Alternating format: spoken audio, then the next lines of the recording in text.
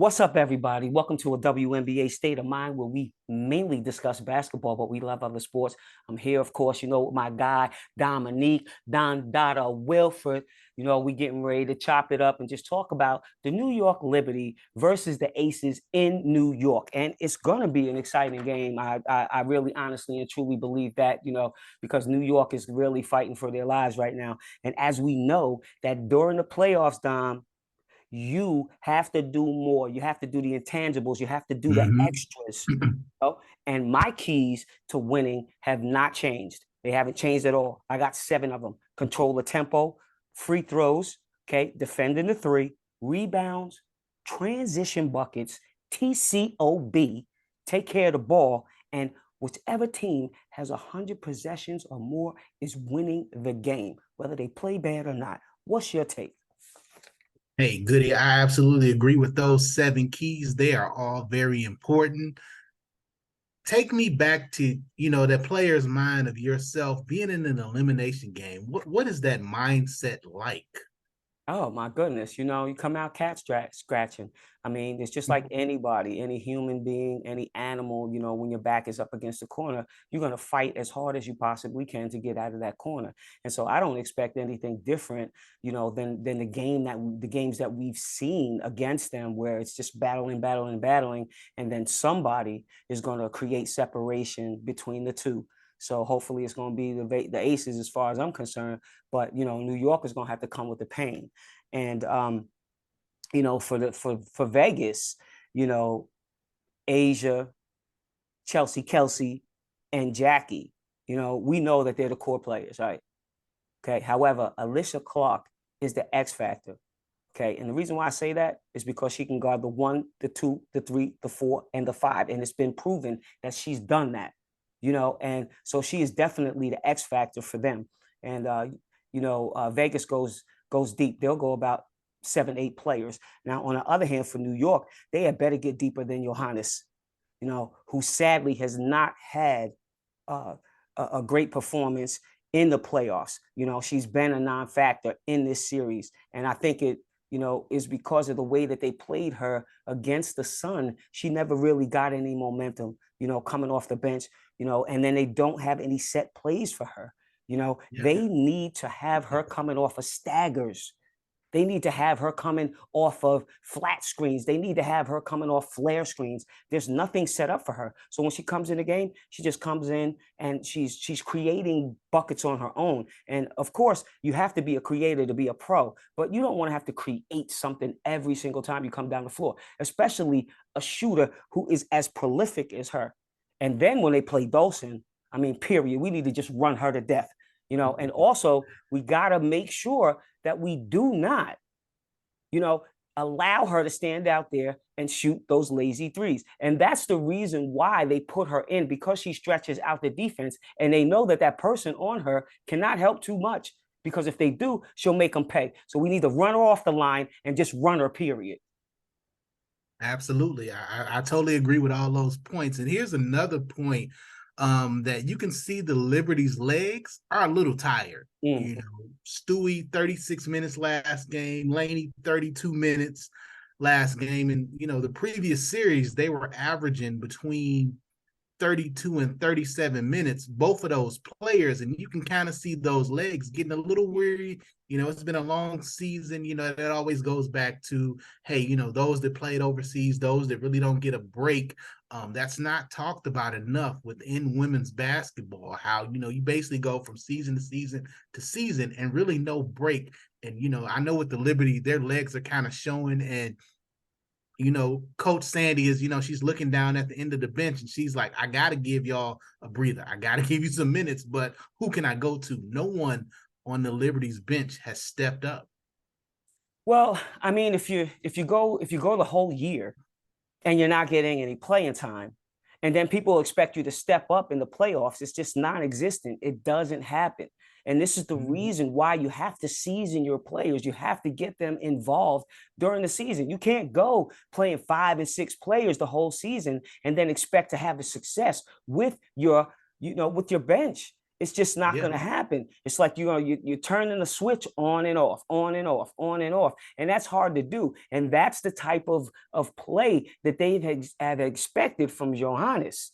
I mean, the girl has to turn it on, turn it off, turn it on, turn it off, and she's never really got a flow in the offense. I see today that they're putting a lot of footage up there in hopes that I guess Sandy will catch some sense and play her a lot more minutes. But the fact still remains is do they have a set play for her? Do they have it, where the girl is feeling like, she's that go-to player? And she is a go-to player. Yeah. I'd like to see her on another team because she's not being utilized, and that's just wasted talent. I couldn't wait for her to get to the United States because I was Yeah. so You big used to on talk her, about her often. talked about her all the time, and then she Often. ends up in New York, and she's not in the greatest situation. I don't think that that's the best program for her. I really don't. I think it's the best team for her, and I hope that next year they address that.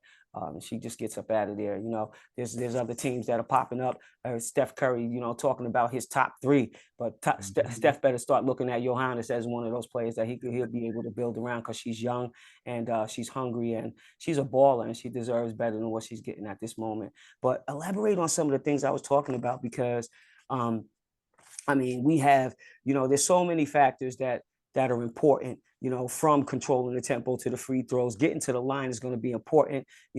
I think some teams have a tendency to get stuck on just raining threes, and it's not good. You got to have an inside and out. If you play inside out, then that's great. But the inside's got to get touches, and so, I find sometimes that the Aces, as well as New York, they get 2-3 conscious and they just start launching threes.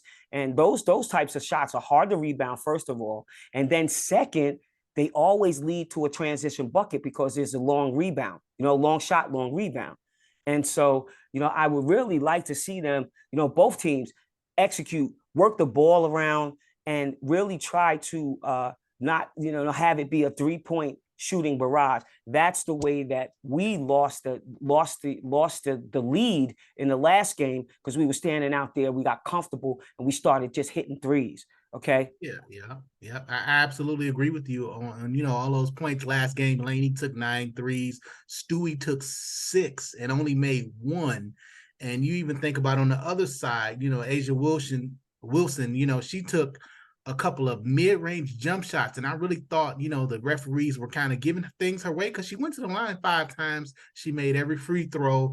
It's like they could have even controlled the tempo even more if she would have, had a couple of post plays. But the fact that, Jackie Young and Chelsea Gray, they were shooting so great along with Kelsey Plum, like you say, things just kind of stayed on the outside. And we all know jump shooting, unless you are Steph Curry and the Warriors, don't win you championships. It just doesn't happen.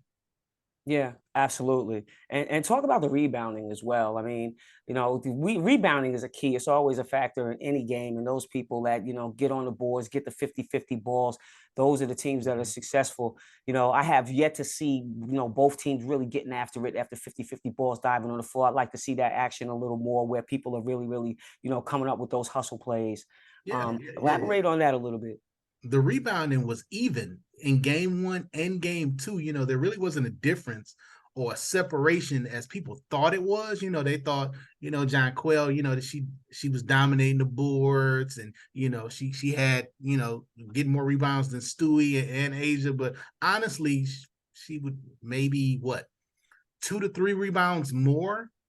But neither team was really controlling the boards. I know the Aces shot a very high percentage, but the Liberty, they have to go down to the old adage of, playing defense on a string, that 4 box and, everybody coming out contesting shots instead of playing, defense like you're in sand. And then when the shot goes up, very simple, basic basketball things. Basketball always comes back to the basics. I don't care how the series is going, what things are doing. They're always the basics, just like those keys that you spoke about: rebounding, transition, free throws. People, those are basic things. Those are basic things in basketball. It's nothing advanced. Yeah. It always comes back to the basics. Yeah, and then what's being affected too are the transition buckets, because if you're not getting the rebounds, then you can't get out on transition like that.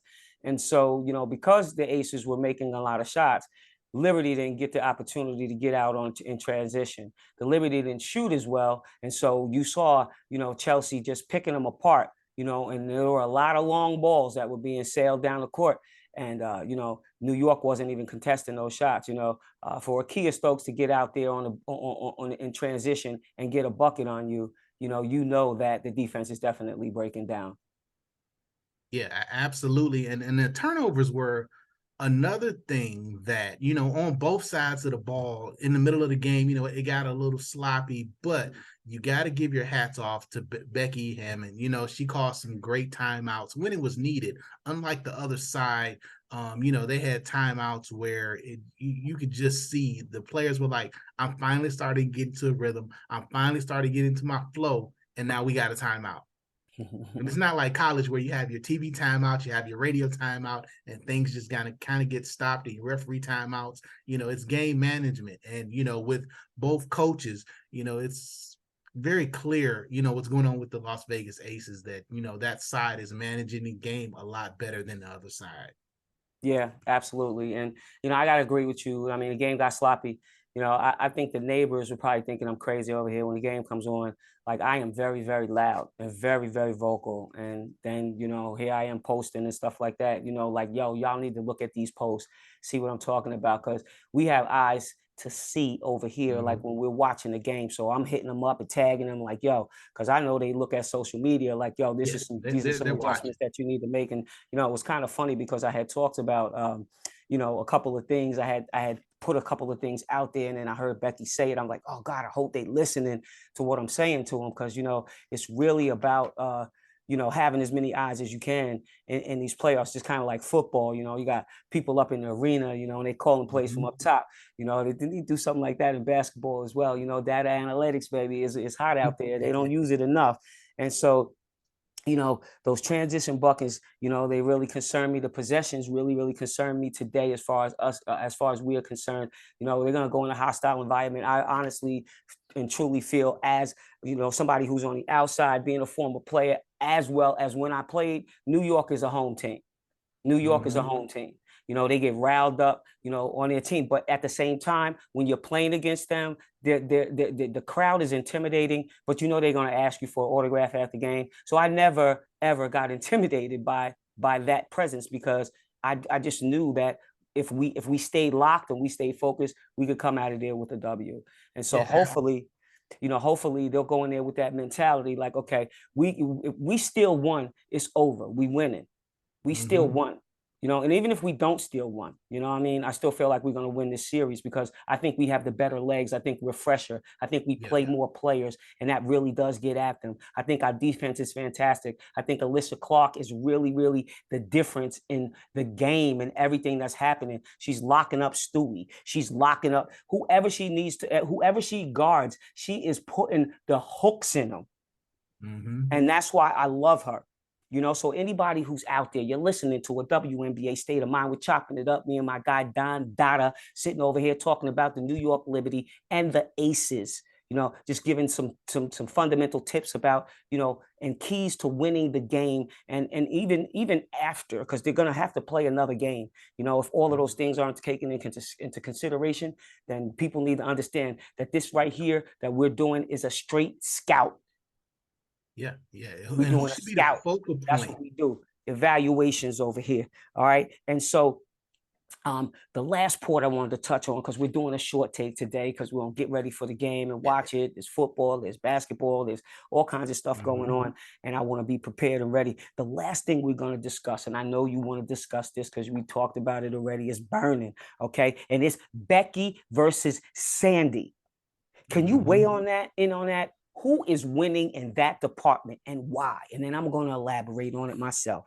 Oh, absolutely. I kind of just spoke on it, how on the coaching side of things, Becky is, she is thoroughly out coaching the other side. I hate to say it, us being on that side, us being in between the lines, we know what goes on. And several times during the game, the Liberty would have a timeout, and you can see the players looking kind of dejected. They would go to the sidelines, and you seen those heads roll, you see those eyes roll. No one's really listening. Everybody's kind of just zoned out on their own.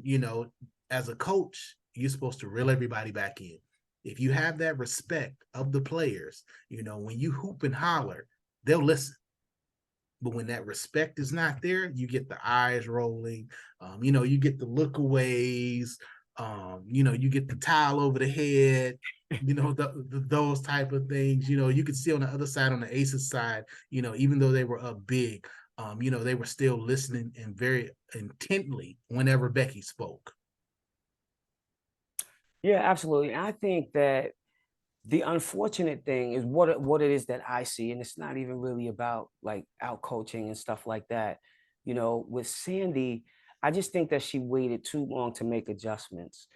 She waited too long in the game to make adjustments and making sure that every single body on that team was prepared for the playoffs. And you do that throughout the season. You don't do that like in the playoffs. Now I'm going to throw, a random player in there who just doesn't really get it or hasn't, produced or hasn't had that kind of pressure on him. Because like I said, the playoffs, you have to do the intangibles, you have to do the extras, you have to get those 50-50 balls, you have to be intent in every single thing that you do. Your intentions have got to be strong, and they have to be deliberate. And I just think that she waited a little too long to make those types of adjustments against a team that had already won a championship, against players who understand what it takes. And they're still young because they still make mistakes, and they do. Yeah. The Aces still make mistakes. Yeah. They make mistakes during like really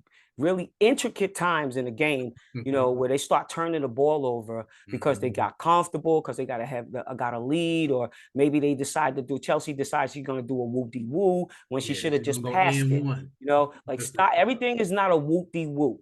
Every pass does not have to get 50,000 people cheering. Just get the dime there. And I think a lot of her turnovers come when she tried to put the woo on it. And so the same thing with Kelsey, or she'll take an ill-advised shot when she knows better than that. And like her leadership, the next couple of games has got to be there where she's controlling the tempo and she's controlling what her teammates are doing, because she's the oldest, she's the vet. And so as she goes, they go. As Asia goes, they go. And I think Asia's having a fantastic, MVP type season. She should have got both MVPs, period. But the narrative was being painted. The narrative was being painted. And when you paint the narrative with this league, the narrative is going to carry out regardless as to what it is. It was a slap in the face, and that's what it is. A hot topic right now is, and I started it. We started it over here. Exactly. When we're talking about, bottom line is, there's a difference between the way an African American athlete is marketed and excuse me, a white American athlete is marketed. Okay, this league is owned by mostly white males. Okay, they don't understand and they don't know how to market us. My thing is, why isn't there Dark and Lovely in this league? Why isn't Revlon, or why isn't anything, Skin So Soft, anything that has to do with Black people? Okay, because every single corporation and every company that is a sponsor for this league is not Black owned. Okay, we need some more Black owned companies so that this way you can market us, and they're not going to have a problem with having a white face on a Black face on American Express. You know what I'm saying? So it is what it is. I'm mentioning it. No hard feelings. It just is the way that it is. And so they can't market us. So then we don't get as much as we get. How many marketing deals did Asia get? Did she get a shoe deal? She's got one, but there's so many other products, her coming out of South Carolina, that she could have endorsed. And this was before the NIL. Absolutely. Forget NIL. Forget NIL. We're talking about sponsors. We got legitimate sponsors, you know, in this league, you know, and she should have had a lot more than she did. Now, watch this one. Watch the new MVP. Watch how much stuff that girl gets. Yeah. Yeah. You Because know, Asia, and Asia all only because has of the Nike color and of your Mountain skin. Dew. I'm bringing it up. I'm bringing it up. And you're Yeah. listening to a WNBA State of Mind. We're going to be live. We're going to be live on Facebook. We're going to be live on YouTube. We're going to be live on Twitch. Coming to y'all The soon. preseason. Coming to y'all And it's soon with going to be hot. some So all of the fantastic guests. sleepers and all of that, it's different. It's different. It's a whole nother platform. Sponsors and everything, you know? So I want to say thank you. I appreciate to all of y'all who sabotage the show, all of y'all who talk bad, all of y'all who had so much to say about WNBA State of Mind, Adrian Goodson. I'm coming for all of y'all. Just know. Just know. So close it out for us, Don. Close it out for us today. Hey, everybody, we got 55 minutes to game time. You know, if you want the WNBA to continue to grow, those numbers matters. Those Nelson ratings matter. Everyone make sure to tune in. You know, games on ESPN, you know, 3 p.m. You know, make sure you're tuned in to watch the Las Vegas Aces, you know, celebrate and get their championship today. It was well deserved.